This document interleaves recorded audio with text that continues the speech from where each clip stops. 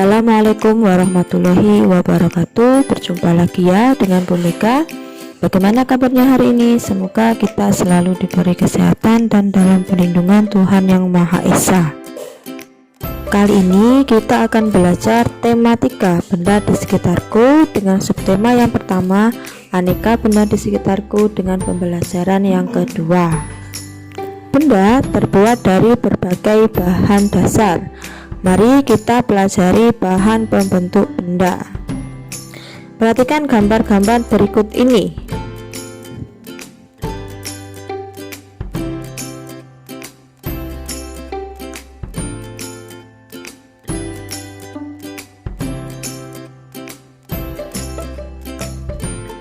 Benda-benda pada gambar tersebut terbuat dari bahan kayu.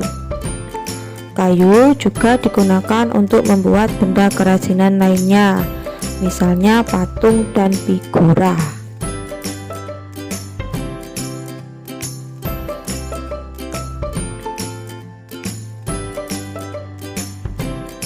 Kayu adalah bagian dari pohon. Untuk memperoleh kayu, kita harus menebang pohon, kemudian mengambil bagian batang untuk diolah menjadi berbagai macam benda. Perubahan dari batang kayu menjadi benda-benda tersebut melalui proses yang berbeda-beda. Pertama, batang pohon ditebang. Batang pohon yang telah ditebang disebut kayu gelondongan atau log. Kemudian log dikirim ke pabrik atau pusat pengergajian. Pengiriman log menggunakan angkutan khusus seperti truk melalui darat atau kapal melalui sungai. Setelah itu, log dipotong-potong sesuai keperluan. Untuk menghindari jamur dan serangga yang dapat menyerang kayu, maka kayu perlu dikeringkan. Cara hanya dengan dijemur.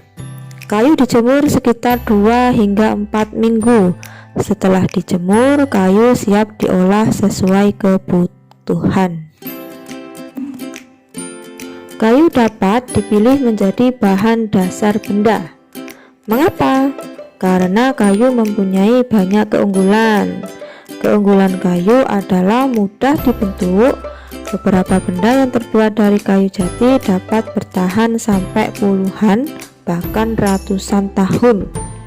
Kelemahan benda berbahan kayu adalah tidak tahan api, sehingga mudah terbakar. Namun ada beberapa jenis kayu yang mudah terserang rayap atau serangga lainnya.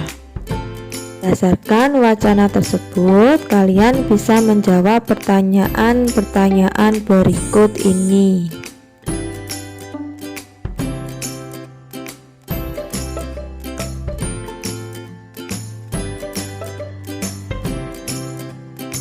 Hutan sebagai tempat yang banyak ditumbuhi pepohonan.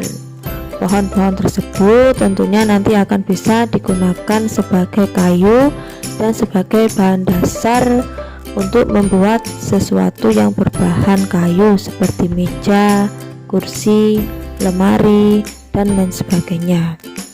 Fungsi hutan antara lain untuk menyerap air hujan. Hutan menyimpan air hujan tersebut dalam jumlah yang banyak. Namun ketika hutan digunduli membuat aliran air terganggu. Hal ini menyebabkan air menggenang. Akhirnya terjadi banjir yang mengalir ke pemukiman penduduk. Kebutuhan benda dari kayu yang terus meningkat mengakibatkan kebutuhan akan bahan kayu terus meningkat. Setiap tahun banyak pohon yang ditebang untuk mendapatkan kayu. Terkadang ada sekelompok orang yang menebang pohon tanpa izin. Kegiatan ini disebut penebangan liar. Semakin lama jumlah pohon di hutan semakin berkurang.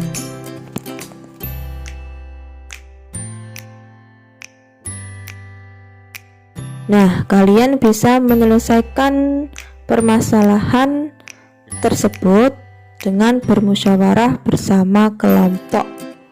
Musyawarah merupakan salah satu cara untuk mencari keputusan bersama. Musyawarah bertujuan untuk memperoleh kesepakatan supaya keputusan dapat diterima dan dijalankan dengan rasa tanggung jawab. Kesepakatan atau mufakat itu merupakan hasil musyawarah. Musyawarah merupakan cara terbaik dalam pengambilan keputusan. Musyawarah merupakan cara terbaik dalam mengambil keputusan dan merupakan pengamalan sila keempat Pancasila yang berbunyi kerakyatan yang dipimpin oleh hikmat kebijaksanaan dalam permusyawaratan perwakilan dengan lambang kepala banteng. Mengapa kita harus bermusyawarah? Musyawarah dapat membantu kita dan orang lain untuk menyikapi perbedaan pendapat dari orang lain dengan tujuan mendapatkan pemecahan masalah yang sedang dibahas. Musyawarah dapat juga mengurangi pertikaian atau perselisihan karena pendapat yang berbeda dan menghindari adanya konflik.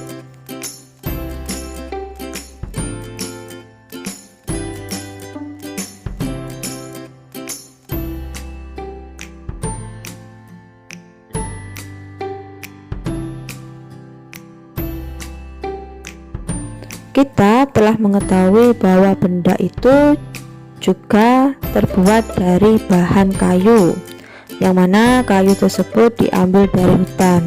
Namun harus sesuai dengan prosedur yang baik, tidak boleh adanya penebangan liar karena akan mengakibatkan ekosistem yang ada di hutan akan semakin sedikit dan akan menimbulkan hal-hal yang tidak diinginkan seperti banjir dan lain sebagainya.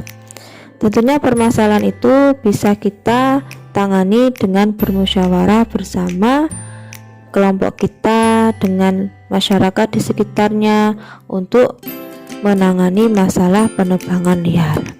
Demikianlah pembelajaran kita hari ini. Semoga yang kita pelajari memberikan manfaat. Selamat belajar dan wassalamualaikum warahmatullahi wabarakatuh.